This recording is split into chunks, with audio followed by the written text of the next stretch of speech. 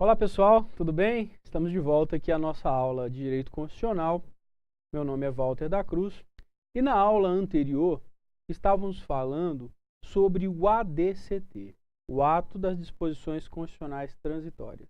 Eu disse a vocês que o ADCT, é esse conjunto de normas aí que existem para regular, para organizar a passagem de uma ordem constitucional anterior para uma nova ordem constitucional, ok? Eu dei aqui para vocês o exemplo do artigo 2º, que tratou ali do plebiscito, que escolheu a forma e o sistema de governo do Brasil, e esse plebiscito foi previsto no ADCT. Então essa norma do artigo 2º, que previa lá para o dia 7 de setembro de 1993 o plebiscito, ela esgotou a sua eficácia, porque ela já produziu seus efeitos, o povo já escolheu, a forma e o sistema de governo, sendo que a forma a forma de governo fica sendo a república e o sistema de governo o presidencialismo. Mas eu dei também, pessoal, o exemplo aqui do artigo 10. Estou falando da organização da Constituição, mas é importante que você aí que está estudando já fique atento a esses artigos que estamos tratando aqui, porque são artigos importantes que caem muitos no concurso. O artigo 10 foi escolhido aqui como exemplo, porque é um artigo que traz algumas informações importantes. Eu gostaria que vocês viessem aqui para o quadro novamente, para a gente continuar a falar aqui do ADCT, ok? Vamos lá. Sempre lembrando que estamos aqui neste momento do curso tratando da organização da Constituição, mas evidentemente que vamos tratar de todos os artigos importantes do ADCT, todos os que são importantes para o concurso público. Ok, pessoal? Vamos ler aqui novamente o caput do artigo 10. Vamos lá. Até que seja promulgada a lei complementar a que se refere o artigo 7, parágrafo 1 da Constituição, e aí nós lemos aqui o inciso 1, certo? Mas estávamos discutindo aqui o inciso 2, a importância aqui do inciso 2. Vamos lá? Inciso 2.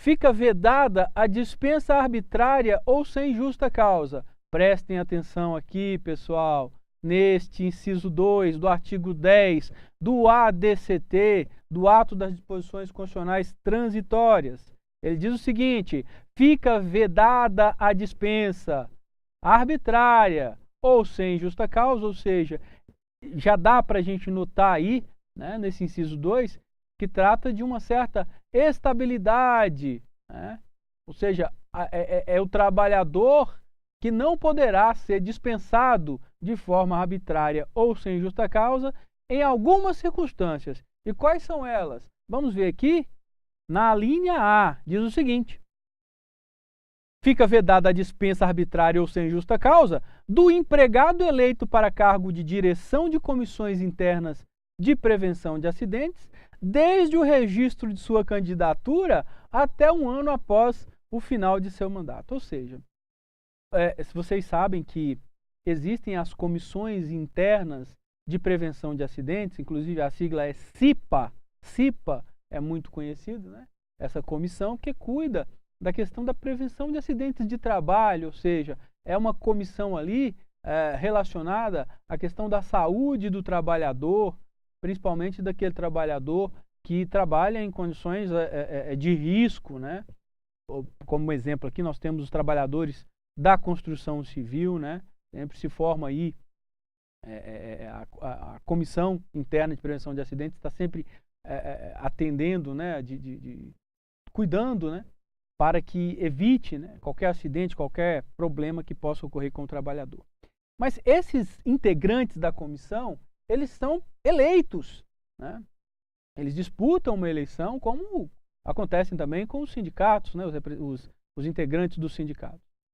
Então, muitas vezes, esses trabalhadores poderiam sofrer alguma pressão, alguma retaliação, alguma perseguição, por ser representantes que estão ligados à defesa dos trabalhadores.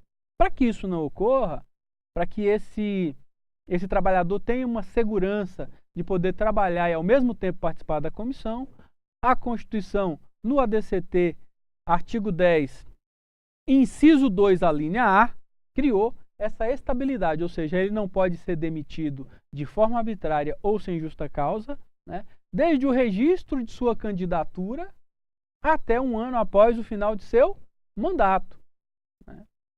Então ele tem a estabilidade aí no seu trabalho. A outra estabilidade é da empregada gestante, aqui na linha B. A empregada gestante, desde a confirmação da gravidez até 5 meses após o parto, tem estabilidade no emprego. Não pode ser demitida, certo? Esta previsão está na linha B do artigo 10, inciso 2, do ato das disposições constitucionais transitórias. Olha só, gente. Entendeu?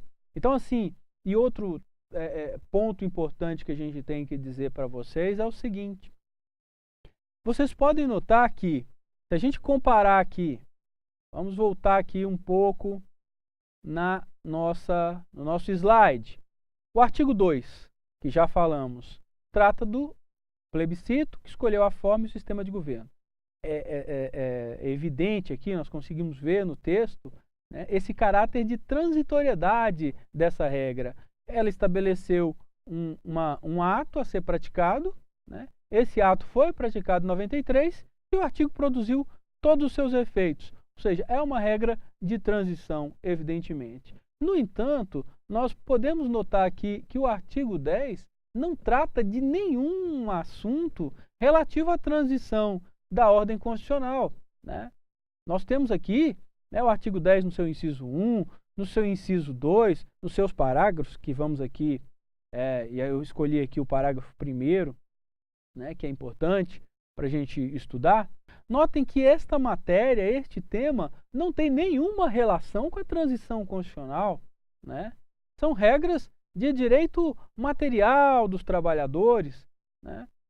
Então, não é uma regra relacionada com aquilo, com a natureza, né, do ato das disposições constitucionais transitórias, que deveria tratar, né, pelo menos em tese, apenas das regras relativas à organização, à transição de uma ordem constitucional para outra. Mas, evidentemente, que aqui esta estabilidade no emprego do trabalhador cipeiro e da empregada gestante não tem relação com essa transição.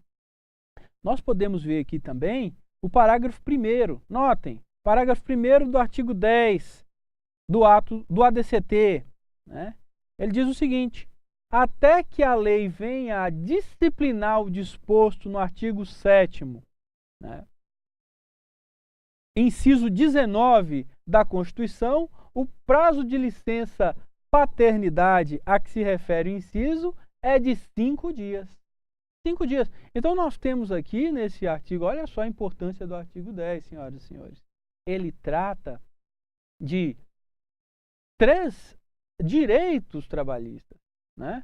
A estabilidade no emprego do trabalhador cipeiro, a estabilidade no emprego da empregada gestante, né? Aí durante um período entre a confirmação da gravidez até 5 meses após o parto, e também do pai, né, do trabalhador que se torna pai ali, ele vai ter a licença paternidade de 5 dias. 5 dias. Isso está lá no ADCT. Importante dizer, pessoal, que essa e todas as outras regras do ADCT que necessitam de lei, como é o caso aqui, a gente pode ver aqui, até que a lei venha a disciplinar no parágrafo 1º, muitas dessas regras, inclusive algumas aqui do artigo 10, elas ainda não tiveram essa lei, né? Essa lei para disciplinar o disposto. Então, as regras do ADCT continuam em vigor, né? Muitas regras do ADCT continuam em vigor, porque o legislador ainda não tratou de criar aquela lei que regule a situação prevista na Constituição. Correto, pessoal? Tranquilo? Tudo bem? Bom, eu gostaria de dizer para vocês que nós vamos, mais uma vez, dizer para vocês que nós vamos estudar aqui todos os artigos que são importantes para o concurso público. Mas você pode perceber que nos exemplos que estamos dando aqui acerca da organização, da Constituição, da teoria constitucional, você já pode ir aprendendo aí. Você já vai pegando os artigos, já vai conhecendo o texto constitucional, né?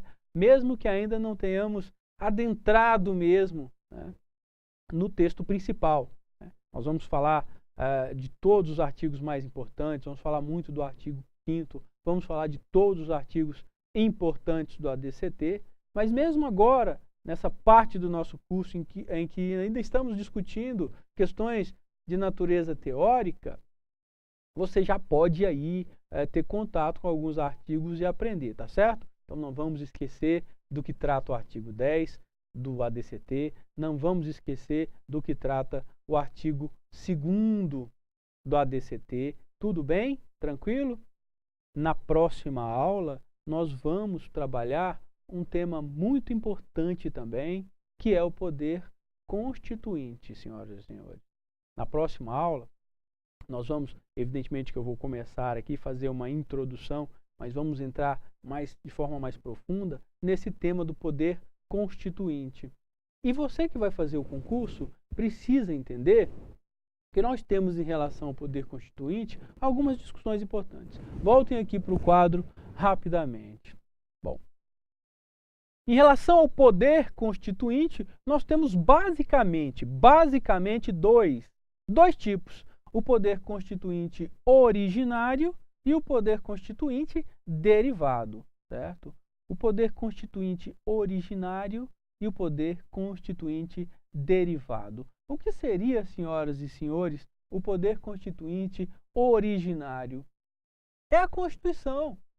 É aquele trabalho praticado pelo legislador constituinte, no nosso caso aqui, o legislador constituinte de 1986, que fez a Constituição, né, representando o povo, aquele conjunto de deputados que foi eleito pelo povo brasileiro e que fez a Constituição, ou seja, aquele texto promulgado em 1988, né, aquele texto pronto, daquela forma, né, aquele conjunto de leis promulgadas em 1988, é o poder constituinte originário.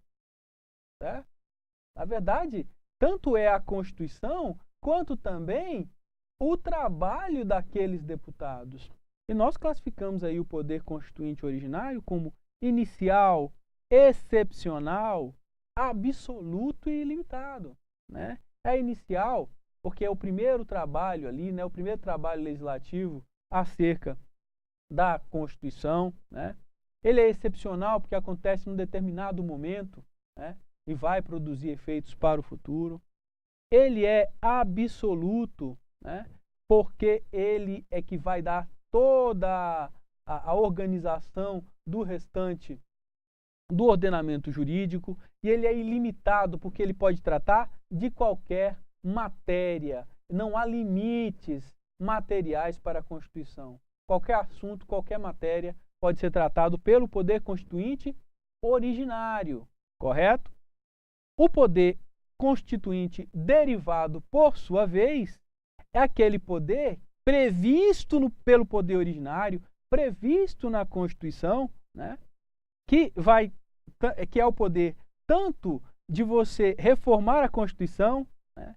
Nós temos aí as emendas constitucionais e as emendas de revisão que trataremos aqui, quanto também o poder que os Estados-membros têm de criar suas próprias constituições, ok?